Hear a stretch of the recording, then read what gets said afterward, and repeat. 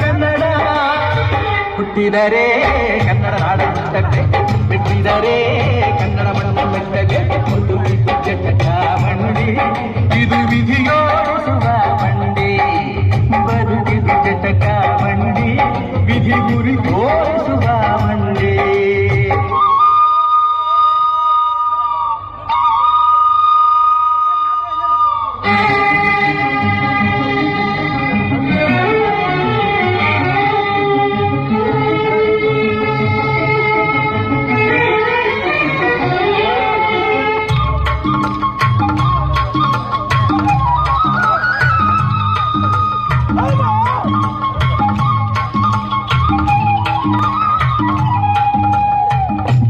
ಭೂಮಿ ಇದು, ಪ್ರೇಮಕ್ಕೆ ಸ್ವರ್ಗ ಇದು, ಸ್ನೇಹಕ್ಕೆ ಶಾಲೆ ಇದು, ಜ್ಞಾನಕ್ಕೆ ಪೀಠ ಇದು.